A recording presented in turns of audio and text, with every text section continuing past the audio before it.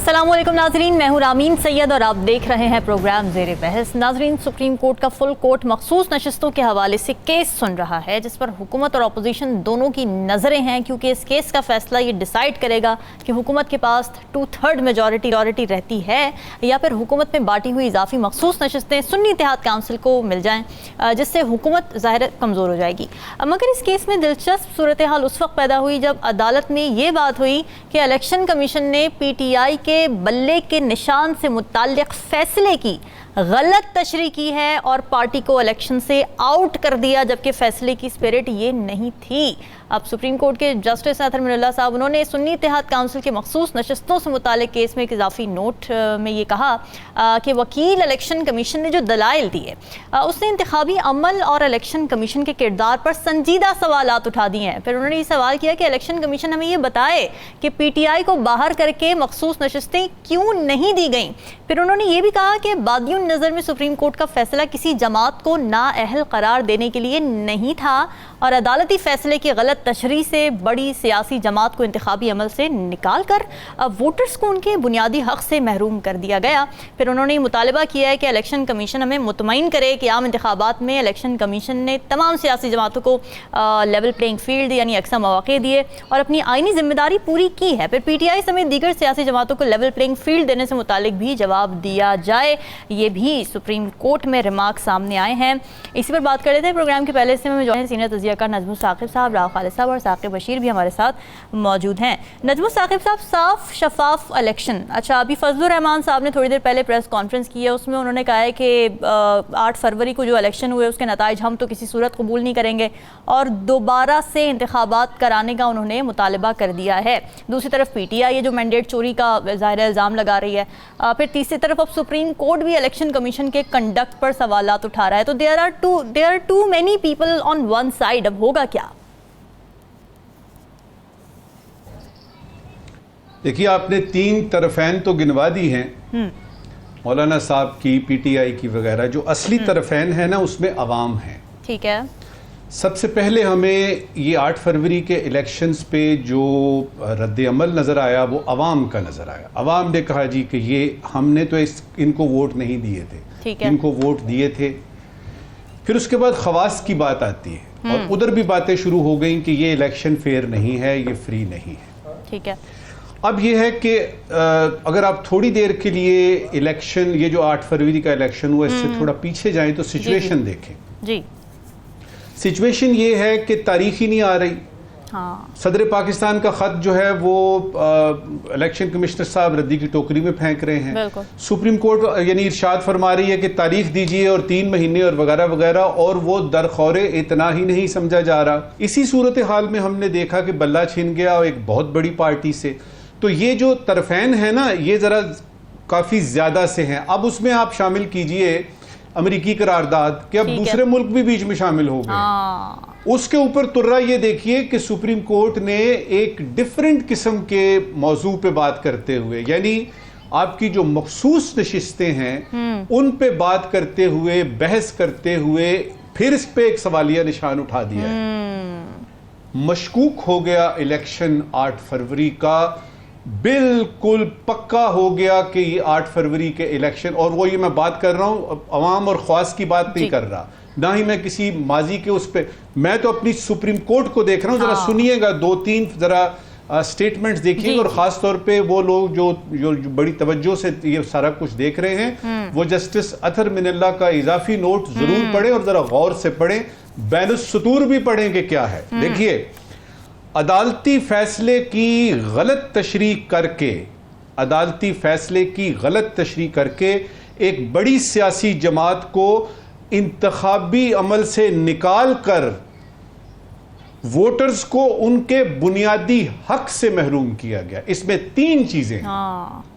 आगे सुनिए, मखसूस नशिस्तों का केस सिर्फ नशिस्तों का केस नहीं, बल्कि अवाम के बुनियादी आईनी हुकूक का केस है। लीजिए जी, अब आगे आपके फंडामेंटल राइट्स। तो आप अगर जिहतें देखेंगे ना इसमें, तो इस वक्त जो चल रही है, जो ये सूरत हाल, ये जो कार्रवाई चल रही है सुप्रीम कोर्ट में, मेरे नज़दीक इसके बड़े दूररस नताइज निकलने वाले हैं। और ये एक इंतहाई यानी बहुत ही ज़्यादा अहम रुख में ये चीज जा रही है। आगे सुनिए जी। पीटीआई को बतौर सियासी जमात इंतखाबी अमल से क्यों बाहर किया गया? बतौर जमात ही उनको निकाल दिया, जो कि हमारे सामने है। सुन्नी इत्तेहाद, कभी वाहदतुल मुस्लिमीन, कभी सुन्नी इत्तेहाद, वो बेचारे सड़कों पे हैं, उनको समझ नहीं आ रही। हमने यानी इंडिपेंडेंस तो ले ली, अब करें क्या? ठीक। देखिए, ये कहना कि पाकिस्तान में कभी फ्री एंड फेयर इलेक्शन नहीं हुए, लिहाजा क्या फ़र्क पड़ता है कि ये 8 फरवरी का इलेक्शन भी, तो 2 wrongs don't make a right। और वैसे भी कम से कम इब्तिदा तो करनी चाहिए कि जो अवाम चाह रही है उनके नुमाइंदे जो हैं वो वापस आएँ, लिहाजा ये कोई दलील नहीं है। अच्छा, इलेक्शन कमीशन तो तहरीरी जवाब देगा ही, लेकिन मुझे कुछ अंदाज़ा सा होना शुरू हो गया है, मेरा तज्जिया मुझे ये कहता है कि अगर ये इसी तरह से रविश चली सुप्रीम कोर्ट की, तो एक चांस ऐसा है कि मशकूक करने के साथ साथ इस 8 फरवरी के इलेक्शन के बारे में कोई फैसला भी आए। अच्छा, वो लोग जो कह रहे हैं कि जी मखसूस नशिस्तों पे इलेक्शन किधर से आ गया, इलेक्शन किधर से आ गया, तो उनके लिए गुजारिश है, दरखास्त है उनसे कि सुप्रीम कोर्ट या for that matter any court किसी भी मसले के बारे में बात करते हुए इंसाफ के तकाजों को, याद रखिएगा ये बॉटम लाइन है, इंसाफ के तकाजों को उन्होंने सामने रखना है। और उसमें सुप्रीम कोर्ट को तो पूरा इख्तियार हासिल है। कानूनी माहिरीन इस वक्त तजब्जब में है, क्योंकि अगर इस किस्म की कोई गुमगू की सूरत हाल आई और सुप्रीम कोर्ट ने 8 फरवरी के इलेक्शंस पे कोई धड़ल्लेदार किस्म का, जिसकी मुझे तो बड़ी उम्मीद और यकीन है, कोई उन्होंने बयान पेश कर दिया, तो ये सारा कुछ होगा क्या? ये जो इस वक्त पूरी हुकूमत है, ये सारा जो उसके बाद 8 फरवरी के बाद हुआ, और वो जो फॉर्म 45, फॉर्म 47, ये वो, इस सारी बहस को इसमें किस जगह पे मुंतज करेंगे? इस वक्त की आखिरी बात जी, सुना ये था कि उनकी खिदमात के इवज, सिकंदर साहब की खिदमात के इवज जो उन्होंने बड़े आसान तरीके से यानी यूं समझिए कि सरंजाम दी 8 फरवरी और 9 फरवरी के इलेक्शन में, उनको किसी जगह पे सफीर बना के भेजा जा रहा है। अच्छा, अब मेरा सवाल ये होगा कि क्या सुप्रीम कोर्ट के इस सिलसिले में, इलेक्शन कमीशन के सिलसिले में, दो बातें, क्या वो तहरीरी जवाब देने में कोई अपना किरदार अदा करेंगे? नंबर 2, इनके फैसले आने से पहले ही चले जाएंगे कि फैसला सुन के और उसके बाद फिर किसी जगह पे हिज एक्सीलेंसी बन के सिफारत के ओहदे पर तैनात होंगे? ठीक है। राव खालिद साहब, गलत तशरीह का वर्ड यूज़ किया गया है सुप्रीम कोर्ट में। जब गलत तशरीह की जा रही थी जिस वक्त, एट दैट मोमेंट, तो क्या कोई वॉच डॉग नहीं होता ऐसे मौके पर, या अकाउंटेबिलिटी का कोई इदारा ऐसा नहीं था जो इलेक्शन कमीशन को इन चेक रख पाता? और बल्ले का निशान जाना पार्टी को आउट करने के मुतरादिफ नहीं होना चाहिए था। इस हवाले से आपने भी कुछ अर्से पहले बात की थी जब ये फैसला आया था सामने। जी बिल्कुल, मैंने उसी वक्त कहा था कि बतौर पार्टी जो तहरीक इंसाफ है वो तो मौजूद है वेबसाइट पे इलेक्शन कमीशन की। तो पार्टी जब एग्जिस्ट करती है तो उसका निशान भले आप चेंज कर दे, कुछ कर दे, लेकिन अगर आप पार्टी आपकी अपनी वेबसाइट पे एग्जिस्ट कर रही है तो आप उसको कैसे कह सकते हैं कि जी आप आज़ाद लड़ें या आप ये पार्टी को हाँ जी, ये पार्टी को हम नहीं डील करेंगे उस तरह से। सलमान अकरम राजा साहब गए इसके ऊपर, इलेक्शन कमीशन में गए, हाई कोर्ट में गए, किसी ने सुनी नहीं उसकी, बल्कि सुप्रीम कोर्ट में उन्होंने रजिस्ट्रार के पास दी। काजी फायज़ साहब कहते हैं जी सुप्रीम कोर्ट नहीं उसको कहते, वो रजिस्ट्रार के पास आई थी, तो सुप्रीम कोर्ट आप नहीं कह सकते। तो हम कहते हैं रजिस्ट्रार के पास गई, उन्होंने शायद कोई इतराज़ उस पर लगाया। देखिए, तशरीह की बात तो आती है बाद में, फैसला और उसकी तशरीह। पहले हम आइन की बात करते हैं। आइन तो एक सुप्रीम डॉक्यूमेंट है, एक सोशल कॉन्ट्रैक्ट है अवाम और स्टेट के दरमियान। वो ये कहता है कि जब कौमी असम्बली या सूबाई असम्बलियाँ डिज़ोल्व होंगी 90 दिन के अंदर इंतखाबात होंगे। उसमें कोई इफ़ या बट नहीं है, उसमें कोई प्रोविज़ो नहीं है, उसमें कोई एक्सप्लेनेशन नहीं है। बिल्कुल, किसने वायलेशन की, किसने डेट देनी थी, किसने इलेक्शन कराने थे 90 दिन के अंदर, किसने तैयार रहना था इस काम के लिए? Election commission, obviously election commission. आप बाकी कहते रहे जी सुप्रीम कोर्ट पे ये हो गया और फला पे ये हो गया और फिर मरदमशुमारी आ गई और फिर ये हो गया, ये तो बात की बात है ना। 90 दिन में जब असेंबली डिसॉल्व हुई उसके बाद 90 दिन में कौन सी ऐसी आफत आई थी कि इलेक्शन नहीं हो सकते थे?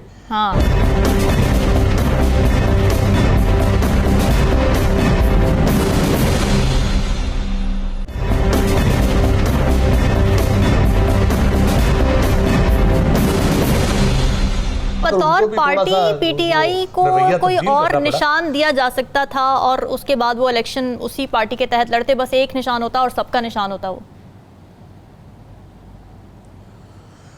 जी निशान ना देते, लेकिन एज पार्टी उसको रिकॉग्नाइज करने में कोई अमर माने नहीं था। अच्छा, उसके कैंडिडेट जब कह रहे हैं मैं पार्टी का कैंडिडेट हूं, पार्टी का लेटर साथ लगा हुआ है, जी, जी, जी। ये फॉर्मेलिटी होती अच्छा, है। लेटर सर्टिफिकेट में निशान कोई आप भले आप डिफरेंस सामने बल्ला तो नहीं मिलेगा इसमें, क्योंकि वो तो देखे ना आप, अगर 12-24 घंटे पहले ये फैसला होता है और उसके बाद वो होता है, वो मैं उस पे वो एक अलग चीज है। ठीक है, वो जिस तरह से सारी चीजें, मैं तो आइन की बात कर रहा था और कानून की और ईसीपी की जिम्मेदारी की बात कर रहा था। ओवरऑल जब हम देखते हैं तो पीटीआई को तो इलेक्शन से बाहर रखने के लिए पूरी रियासत की मशीनरी, हुकूमती, इंतखाबी, अदालती सारी मशीनरी लगी हुई थी। उनको तोड़ो फोड़ो, पकड़ो, गिरफ्तार करो, गिरफ्तार थे या फरार थे जो कहते हैं, और ये सारा कर करा के उनके जितने फाल लीडर्स उनको मैदान में नहीं रहने दे गया। उनका आर्टिकल वो इलेक्शन सिंबल ले लिया, उसकी बुनियाद पे उन्होंने गलत तशरीह करके पार्टी को फारिग कर दिया। कागजात नामजदगी जमा कराने पे शिकायत थी, उस पर ईसीपी ने कुछ नहीं किया। और पीटीआई के इत्तेहादियों को भी आज़ाद करार दे दिया, मखसूस नशिस्तों पे बदर बांट कर दी। अब मुझे बताएं, इतना सारा कुछ करके आपने क्या अपनी जिम्मेदारी निभाई है? आपने क्या एक सही इलेक्शन मुल्क में कराए? एक अफरा तफरी जो है वो पैदा कर अच्छा, दिया। तो ये क्या होगा फिर? सुप्रीम कोर्ट अगर ये दे देता है फैसला इसके ऊपर, इलेक्शन कमीशन को वो कह देता है कि भाई आपने तो जिम्मेदारी पूरी की नहीं, फेयर एंड फ्री इलेक्शंस तो हुए ही नहीं, तो क्या ये रिवर्स हो सकता है process? Is there a possibility आइन में? देखिए, मेरी अंडरस्टैंडिंग के मुताबिक जो मैंने देखा है, पढ़ा है, या सुप्रीम कोर्ट को भी कवर करता रहा हूँ, लॉ मैंने पढ़ा हुआ है, लॉ की मेरी बैकग्राउंड है, जी जी, ठीक है। 187 जो आर्टिकल है ना, कंप्लीट जस्टिस जो डिमांड करता है, वो कंप्लीट जस्टिस की डेफिनेशन बहुत से केस लॉज हैं, जूरिस्प्रूडेंस है उसके ऊपर। अच्छा। जब आपने कंप्लीट जस्टिस की तरफ आप जाते हैं ना, फिर आप इस फैसले तक पहुंच सकते हैं कि इस वजह से एक फलां फैसले की गलत इंटरप्रिटेशन से ये सारा प्रोसेस जो है वो मुतासर हुआ है, जिसकी वजह से एक पार्टी, बड़ी पार्टी जिसने सारी मुश्किलात के बावजूद उसके सबसे ज्यादा वोट्स हैं, उसकी रिप्रेजेंटेशन आवाम को डिसएनफ्रेंचाइज किया गया है और उनकी मखसूस नशिस्तों को भी तकरीबन बंदरबांट कर दी गई है उसी बुनियाद के ऊपर। तो ये सारा कुछ जो हुआ है ये बिल्कुल इलीगल, अनकॉन्स्टिट्यूशनल हुआ है। इस वजह से इलेक्शन ओवरऑल जो है वो क्रेडिबल भी नहीं है और लीगल भी नहीं है और कॉन्स्टिट्यूशनल भी नहीं है। ये 187 जब वो कंप्लीट जस्टिस पे जाएंगे तो उसको कर देंगे। मैं एक बात करूंगा, साकिब साहब ने अमेरिकी का रेजोल्यूशन का हवाला दिया, जितने आज़ाद मुबस्सर थे पाकिस्तान में, फाफन हो, पत्तन हो, पिलडेट हो, यूरोपीय यूनियन हो, यूके हो, अमेरिका हो, किसी ने इन इंतखाबात को फेयर तस्लीम नहीं किया, साफ शफाफ तस्लीम नहीं किया। किसी ने, जीतने वाली पार्टी का पता ही नहीं चला किसी को, और ना किसी ने मुबारकबाद दी। ये हाल है इलेक्शन का। Exactly. ये तो साकिब अच्छा खासा प्रेशर अब बिल्ड होने वाला है हुकूमत पर, अगर हम इसको थोड़ा सा देखें इस तनाजुर में कि सुप्रीम कोर्ट एक तरफ इलेक्शन कमीशन के किरदार पे बात कर रहा है, फजलुर रहमान साहब खड़े हो गए कि दोबारा इलेक्शन कराएं, पीटीआई है, फिर इंडिपेंडेंट इदारे हैं जिन्होंने उठाई हुई है इसके ऊपर बात, अमरीकी करारदाद सामने आई। Is it a lot to take for government? जी बिल्कुल, ये सिचुएशन तो सीरियस है ही। 8 फरवरी इलेक्शंस के हवाले से सवालात तो बहुत हैं, लेकिन हुकूमत अभी भी अपने आप को बचाने के लिए कोशिश है कि किसी न किसी तरह वो बच जाएं। इलेक्शन कमीशन के हवाले से जो ये मखसूस नशिस्तों के केस के हवाले से कल सुप्रीम कोर्ट में समाअत होनी है। 3-4 सवालात हैं जो इलेक्शन कमीशन के सामने हैं, जो इलेक्शन कमीशन की क्रेडिबिलिटी पर सवालात उठा रहे हैं। अब देखना यह है कि सुप्रीम कोर्ट क्या जो 187 का जो इख्तियार है कंप्लीट जस्टिस का, या 184(3) में आज खुद नोटिस भी वो ले सकते हैं, क्या इस इख्तियार की तरफ जाती है या नहीं जाती? क्योंकि बेंच के जो सरबराह हैं चीफ जस्टिस, उनकी जानिब से ये कहा गया था कि हमारे सामने जो मामला है हम उसी तक रहेंगे। लेकिन ये थर्सडे को आखिरी समाअत हुई थी, तो थर्सडे से लेकर आज तक 3 डेवलपमेंट्स हुई हैं। जी। एक तो जो पीटीआई ने बतौर जमात, बैरिस्टर गौहर जो है उन्होंने बतौर जमात इसमें पार्टी जब वो फ्रीक बनने की दरख्वास्त दायर की है, क्योंकि पहले जो मखसूस नशिस्तों का केस चल रहा है वो सुन्नी इत्तेहाद कौंसिल का है। दूसरा, बल्ले के निशान केस का जो 13 जनवरी का फैसला था उसके खिलाफ जो नजरसानी की दरख्वास्त दायर हुई थी उसके हवाले से कहा गया है कि हमारी वो दरख्वास्त भी इसी के साथ सुनी जाए। अच्छा। तीसरा इसमें डेवलपमेंट ये हुई है कि जस्टिस अतर मिनल्ला जो है उनकी जानिब से इजाफी नोट लिखा गया है जिसका एक क्रक्स ये है कि इस मामले को वसी तनाजुर में देखा जाए।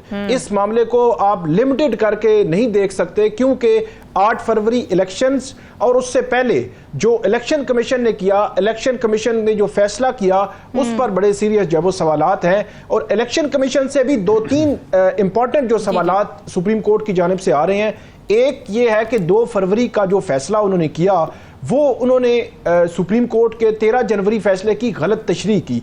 वो ये था कि जो पीटीआई है उसके जो मेंबरान थे उनको तो आज़ाद डिक्लेयर कर दिया गया, लेकिन पीटीआई को बतौर जमात भी डिसफंक्शनल कर दिया गया। जो चीफ जस्टिस काजी फाइज ईसा उन्होंने ऑब्जर्वेशन दी थी कि अगर जब 8 फरवरी इलेक्शंस में जीत चुके थे आज़ाद उम्मीदवार तो वो पीटीआई में शामिल हो जाते। पीटीआई जमात मौजूद थी, हमने तो निशान ही लिया था, तो वो जमात में शामिल हो जाते और जमात में शामिल होते तो ये मखसूस नशिस्तों वाला मामला ही ना बनता।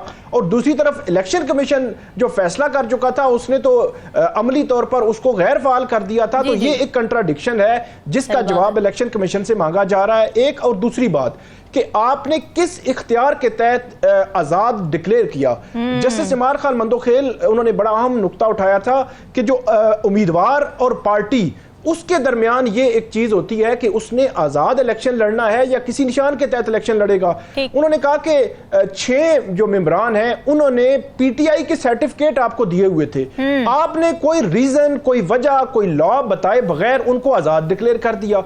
किस लॉ के तहत आजाद डिक्लेयर किया? तो ये वो सवालात हैं जो इलेक्शन कमीशन से हो रहे हैं। फिर इलेक्शन कमीशन से वो 13 जनवरी के जिस दिन ये बल्ले का निशान वापस लिया गया था वो आखिरी तारीख थी जिस दिन निशानात जमा होने थे पॉलिटिकल पार्टीज के। तो वो रात 11:30 बजे फैसला आया था और रात 12 बजे टाइम खत्म हो रहा था इलेक्शन कमीशन में सिंबल जमा करवाने का। तो वो भी एक इंटरेस्टिंग सी सूरत हाल है कि एक कंफ्यूजन थी। फिर जस्टिस आयशा मलिक उन्होंने कहा था कि जो कंफ्यूजन की आप बात कर रहे हैं कि मुख्तलिफ लोगों ने मुख्तलिफ सर्टिफिकेट्स दिए, तो 22 दिसंबर 2023 को आपने ये फैसला किया इलेक्शन कमीशन ने कि बल्ले का निशान नहीं हम देंगे। तो जब आपने निशान वापस ले लिया तो देन एक कंफ्यूजन क्रिएट हो गई और उसके बाद लेवल प्लेइंग फील्ड की बात जस्टिस अतर मिनल्ला ने की है कि क्या इन उम्मीदवारों को लेवल प्लेइंग फील्ड थी? तो उसका जवाब हम पहले भी डिस्कस कर चुके हैं, इलेक्शन से पहले भी हमने डिस्कस किया था कि वो नहीं थी। उसकी वजह यह है उनके उम्मीदवार, उनके जो नामजद थे, तजवीज कुनिंदगान थे, वो छुप रहे होते थे। किसी के पीछे पुलिस है, किसी को गिरफ्तार किया जा रहा है, किसी को आरओ के ऑफिस में नहीं जाने दिया जा रहा। तो ये एक पूरी सिचुएशन थी। अब ये कल आखिरी बात मैं करूंगा कि कल अब ये तय होना है कि क्या पीटीआई को इसमें फरीक बनने की इजाजत मिलती है, और दूसरा क्या बल्ले के निशान के केस की नजरसानी दरखास्त भी इसी के साथ सुनी जाएगी, और आखिरी बात कि क्या सुप्रीम कोर्ट इस मामले को वसी तनाजुर में खोलेगी या वो लिमिटेड अपना जो अपील की हद तक जो है वो सुनेगी। ठीक है, नजमुल साकिब साहब आप कुछ कहना चाह रहे हैं, फिर मैंने ब्रेक पे जाना है। मैं बिल्कुल सिर्फ आधे मिनट में बताऊंगा कि ये जो कुछ भी कार्रवाई इस वक्त सुप्रीम कोर्ट में हो रही है इसका ताल्लुक इलेक्शन से है, पार्टियों के बाहर निकलने से, लेवल प्लेइंग फील्ड वगैरह से। खान का जेल में होना एक अलहदा किस्सा है, तो इसको उससे मिक्स ना किया जाए कि खान पता नहीं खान जेल से बाहर आ जाएगा, फलाना हो जाएगा, वो किस्से अलहदा हैं, ये किस्सा जरा अलहदा है। बिल्कुल ठीक है नाज़रीन, डिस्कशन का सिलसिला जारी है, वक्त एक ब्रेक का, स्टे विद अस।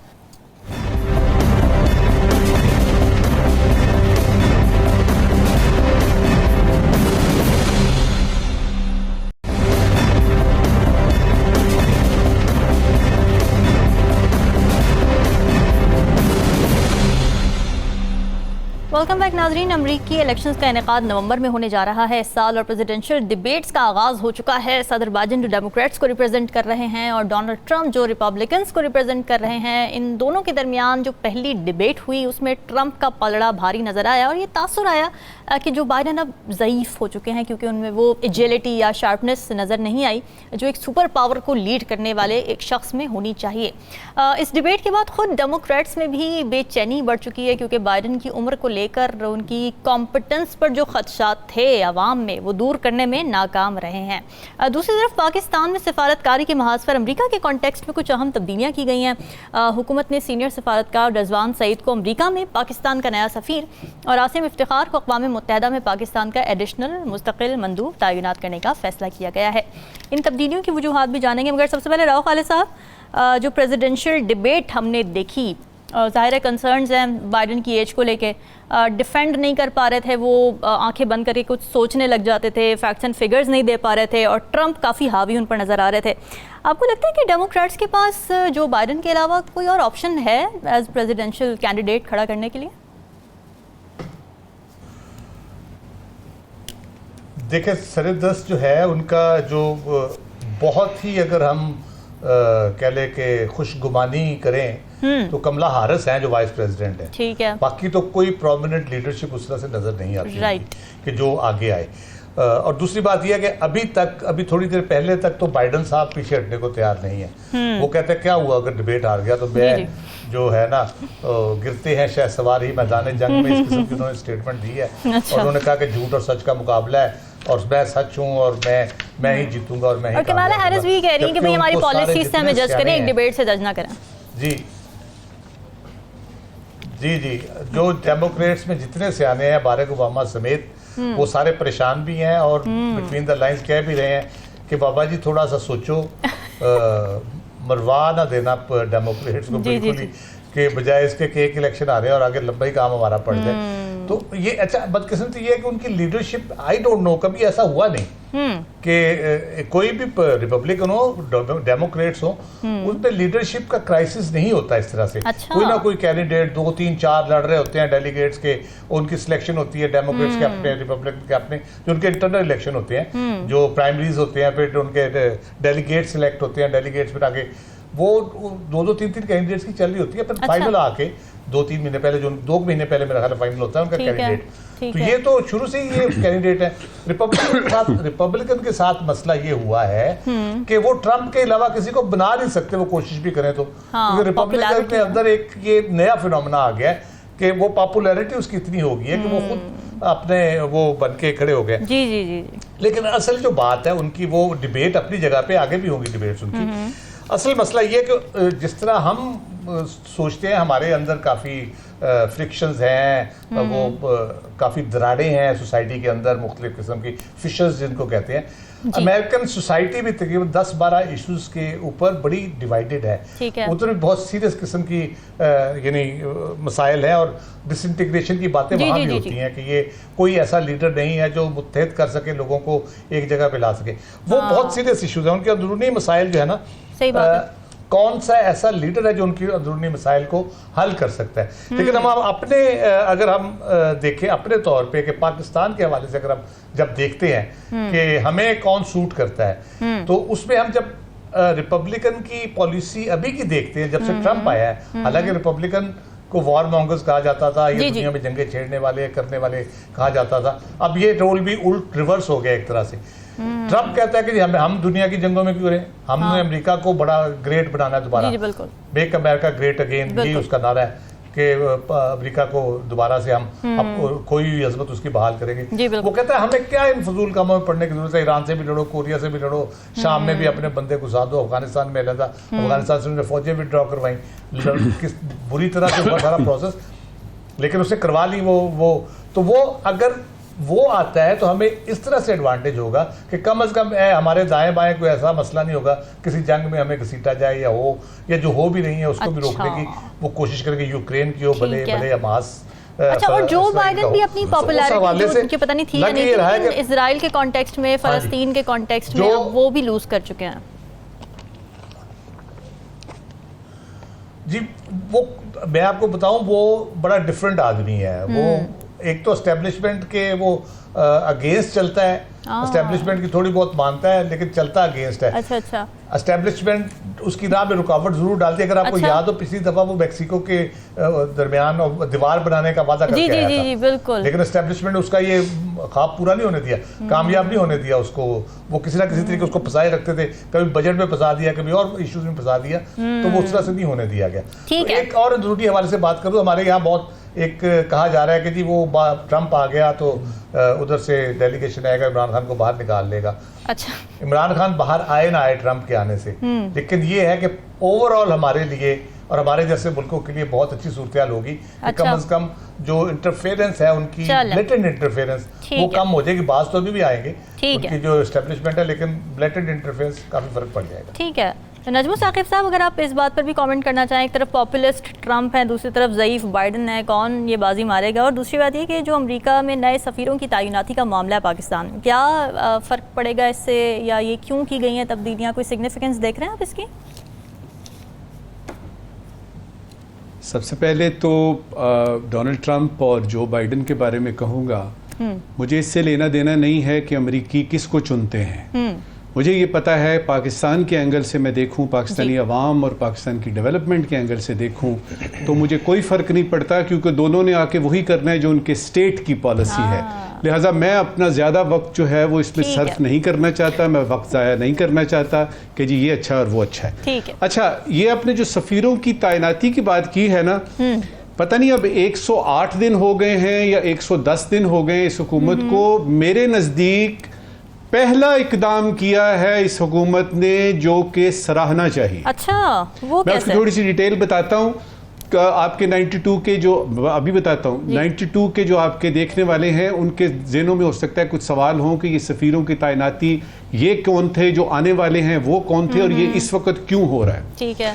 देखिए सरदार, हमारी जो अमेरिका की जहाँ तक बात है ना, वहाँ पे हमारी एक एम्बेसी है वाशिंगटन में, वहाँ एक सफ़ीर होता है जो दो तरफा ताल्लुकात को देखता है, यानी पाकिस्तान और यानी अमेरिका के ताल्लुकात को जो देखता है वो वाशिंगटन में तैनात सफ़ीर होता है, और वो है सरदार मसूद खान साहब, जो रिटायर हो गए, बहुत ज़बरदस्त अफसर थे, लेकिन उनको जो है, और वो जो हमारे यानी आज़ाद जम्मू कश्मीर के प्रेसिडेंट बने, वैसे इतने लेवल से इतना आना मुनासिब नहीं था, लेकिन उन्होंने वक्त की ज़रूरत को देखा और मुल्क की खिदमत का जज्बा चूँकि बहुत ज़्यादा है, तो वो वापस आ रहे हैं और उनकी जगह रिजवान सईद शेख साहब जा रहे हैं। इनके पास अभी कुछ 4 साल हैं, ये कुछ तकरीबन 56 साल के हैं। अच्छा। करियर ऑफिसर हैं, बेहतरीन अफसर हैं, और इनको यानी मल्टीलैटरल, यानी वो जो है ना, सॉरी, इनका जो तजुर्बा है वो बहुत अच्छा है। अच्छा, बायलैटरल का। अच्छा, अब आते हैं आप न्यूयॉर्क की तरफ। न्यूयॉर्क में हमारा परमानेंट यानी वो हिसाब किताब है, यूनाइटेड नेशंस को वो सफ़ीर डील करता है। वहाँ पे मुनीर अकरम साहब थे और वो बड़े अरसे से वहीं पे हैं।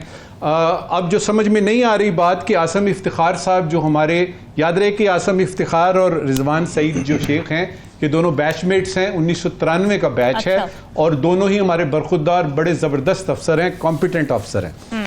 अब एक नई चीज़ जो इसमें हमें नज़र आई है वो ये कि मुनीर अकरम साहब की जगह भेजने की बजाय इन्होंने एडिशनल परमानेंट रिप्रेजेंटेटिव की एक नई पोस्ट सी सामने आई है। मुझे ज़ाती तौर पे नहीं पता है कि इसका क्या मतलब है, क्योंकि न्यूयॉर्क में जो यूनाइटेड नेशंस की यानी ख्याल रखता है और वहाँ की कार्रवाइयों वगैरह को देखता है, वो PR होता है, permanent representative of Pakistan in New York. अच्छा। उसका एक DPR होता है। ये एडिशनल जो है ना, इसकी समझ नहीं आई।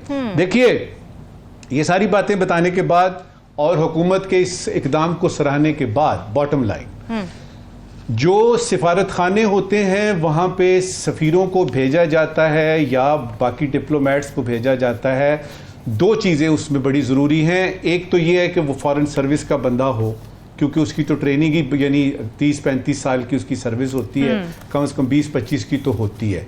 दूसरा ये जो आप सियासी तौर पे भेज देते हैं, इसका भी ठीक है, लेकिन की कंट्रीज़ में हाजिर सर्विस जो आपके वो हैं अफसरान, उनको भेजना चाहिए। और अब मैं आता हूं, जो मैंने पहले बात की थी कि सराहना है, ये दोनों अफसरान जो आ रहे हैं ये हाजिर सर्विस नहीं थे, जो दोनों अफसरान जा रहे हैं ये हाजिर सर्विस है, और इसकी मुझे बहुत खुशी है। डिस्कशन का सिलसिला जारी है, एक ब्रेक, स्टे विद अस।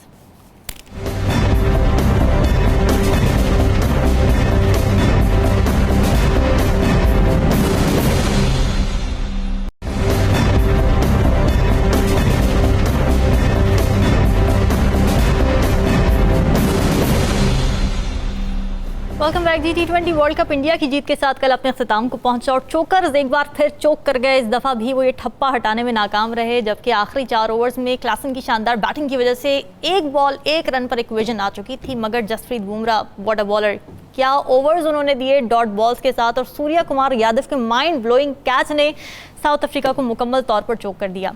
खैर नाज़रीन, ये तो बातें पराए ममालिक की हैं, अपने अंदर अगर जाके तो पाकिस्तान तो सुपर 8 मरहले तक भी नहीं पहुंच सका। चेयरमैन पीसीबी ने मेजर सर्जरी का इंडिया तो दिया है, मगर पाकिस्तान टीम ने इस वर्ल्ड कप से क्या सीखा, इसी पर बात कर लेते हैं। नजमुल साकिब साहब, आप रियाज ने एक रिपोर्ट दी है कि कहाँ कहाँ हमसे मसले हुए, कहाँ कहाँ खामियाँ थी। उन्होंने कहा कि भाई कौमी टीम ने स्किलफुल क्रिकेट नहीं खेली।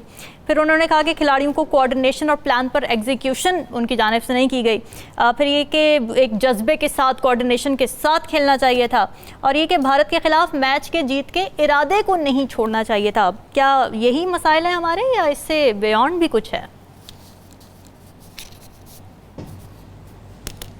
एक फिक्रा, एक ऑब्जर्वेशन आपको देना चाहूँगा जो आपने इंट्रो में अपने बोला है ना कल के मैच के बारे में। जी देखिए, वो सूर्य कुमार यादव का कैच हो जाए या यानी क्लासन को अगर 5 मिनट और मिलते, ये बातें तो होती रहती हैं। ओवरऑल अगर आप देखें तो कल इंडिया नहीं जीता, कल साउथ अफ्रीका हारा है, और उनकी वो चोक होने वाली बात अभी तक कहीं ना कहीं पे मौजूद है। देखिए, कुछ सीखा हमने इस वर्ल्ड कप से। अब आते हैं पाकिस्तान की बात करते हैं। मैं जरा क्विकली बोलूंगा क्योंकि मेरे पास 47 पॉइंट्स थे, मैंने उनको 27 में किया, और अब मैं सिर्फ 10 फिक्रे बोलूंगा। मेरे पास यानी इतना ही टाइम होता है। जी कुछ सीखा कि नहीं सीखा पाकिस्तान ने, ये तो नहीं पता। क्या सीखना चाहिए, वो 10 आपको फिक्रे बोल देता हूं, 10 पॉइंट बता देता हूं। पहला पॉइंट, मुल्क के लिए खेलेंगे तो जीतेंगे, इनफरादी तौर पे काम नहीं चलेगा। मैदान में आए तो जीत के लिए आए, अगले मैच में जगह बनाने के लिए ना आए। तीसरा, वर्ल्ड कप के लिए 15 खिलाड़ी वर्ल्ड कप शुरू होने से 2 हफ्ते पहले फाइनल करें। चौथा, बैटिंग ऑर्डर स्पेशली पहले चार आपके जो बैट्समैन हैं उनकी पोजीशन पक्की कर दें।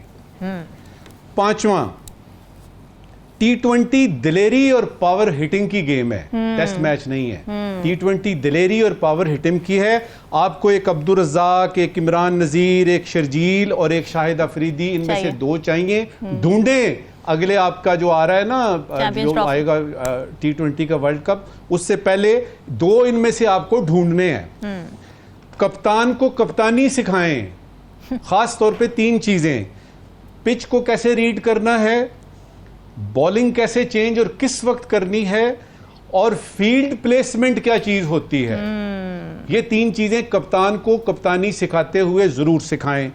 7वां, सिलेक्शन कमेटी के लिए पर्ची बरदारों की बजाय प्रोफेशनल्स रखे जाएं सिलेक्शन कमेटी में। 8वां, बैटिंग, बॉलिंग और फील्डिंग के साथ साथ प्रेशर हैंडल करने के लिए भी कोई एक्सपर्ट ढूंढें जो खिलाड़ियों को बताए कि बड़ा मैदान होता है, जब वर्ल्ड कप होता है तो प्रेशर कैसे हैंडल करते हैं। ठीक बात है।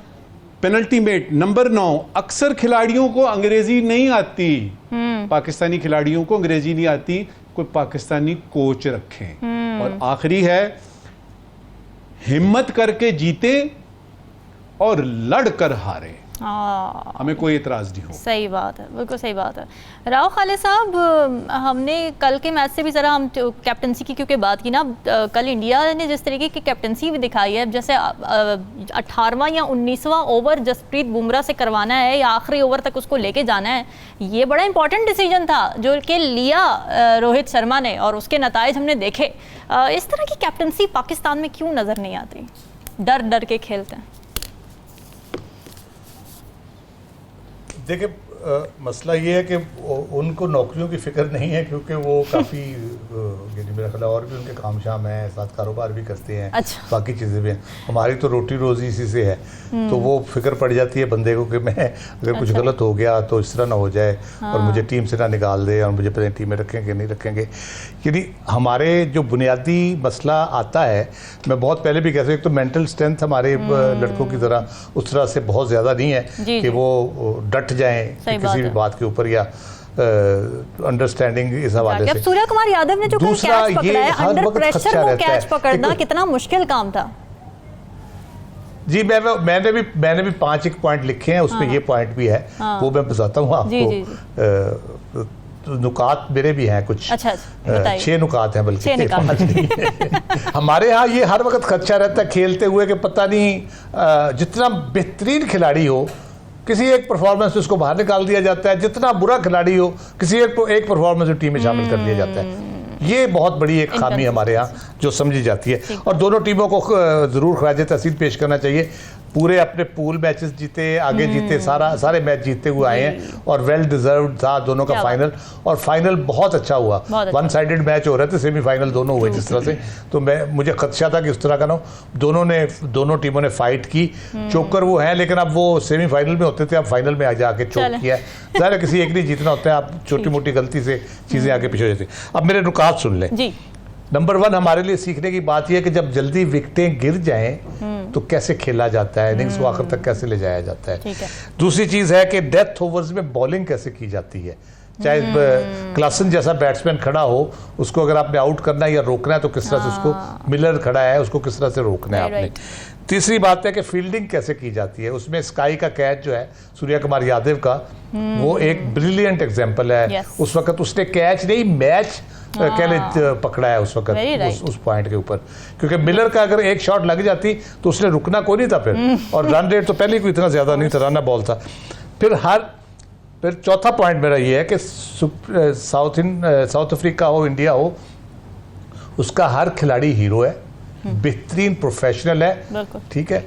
उसका मतलब ये नहीं है कि उसका दिमाग खराब हो गया है, वो अपनी टीम के लिए खेलते हैं, अपने मुल्क के लिए खेलते हैं, एज वन यूनिट होके खेलते हैं, साजिशें नहीं करते। अगर कोई चीज़ ऊपर होगी या नीचे होगी या हो गया है, कोई मसला हो गया। और आखिरी जो मेरा छठा पॉइंट है, नुक्ता, वो ये है कि उनसे सीखने की बात ये है कि भारत या कोई भी टीम जितनी भी दुनिया में है, इसमें कई खिलाड़ियों ने रिटायरमेंट का ऐलान किया है, वो रिटायरमेंट वापस नहीं लेंगे, ये याद रखिएगा। ये हमारे सीखने की बात। ठीक है साकिब, अपने लिए नई टीम के लिए खेलना चाहिए, ये इसकी बड़ी कल मिसाल एक विराट कोहली ने अपनी स्टेटमेंट में दी, जब उनसे कहा गया कि आपने कहा था सचिन तेंदुलकर को कंधों पर उठाना चाहिए, तो आज आपको कंधों पर उठाना चाहिए। जब उन्होंने ऐलान किया रिटायरमेंट का, तो उन्होंने तब भी ये कहा कि नहीं, मुझे नहीं उठाना चाहिए, रोहित शर्मा को उठाना चाहिए। That was the beauty.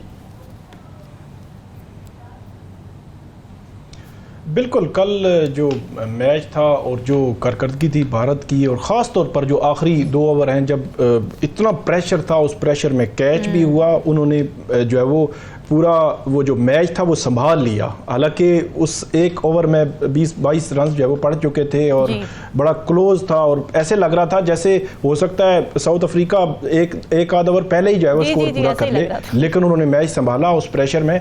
ये कोई जो है दो राय नहीं है इसमें। जब ये अफगानिस्तान हारा तो ये मतलब जीता, जब वो सेमीफाइनल में पहुंचे तो ये बात होने लगी कि एशिया में दूसरे नंबर पर जो है वो टीम जो है वो अफगानिस्तान की है। तो ये यहाँ तक जो है वो पोजीशन पहुंच चुकी है। फिर खास तौर पर भारत से, और जो कैप्टेंसी थी जो, उससे हमें सीखना चाहिए कि कैसे ग्राउंड में उतर कर कैसे वो प्रेशर को लेकर हिम्मत जो है वो करके जो जीतना होता है। वरना हमारी टीम भारत के खिलाफ जब भी उतरती है मैच के लिए तो उनका ऐसा अजीबोगरीब किस्म का प्रेशर आता है, समझ ही नहीं आती जो है वो वही बात। और आखिरी बात, जिस तरह राव साहब ने कहा कि जब आप किसी ने अगर रिटायरमेंट ले ली है तो फिर घर जाए वो दोबारा फिर उसको लेके आना और एक जो इस किस्म की चीज़ें जो करना मेरा ख्याल मुनासिब नहीं है। तो नए जो यंगस्टर्स हैं उनको आगे लाएं, उनको जो खेल सकते हैं और मेरिट पर उनको जो है वो आगे लाया जाए। ठीक है नाज़रीन, ये सवालात आपके लिए छोड़ के फीडबैक ज़रूर दीजिएगा। हमें दीजिए इजाज़त, अल्लाह हाफ़िज़।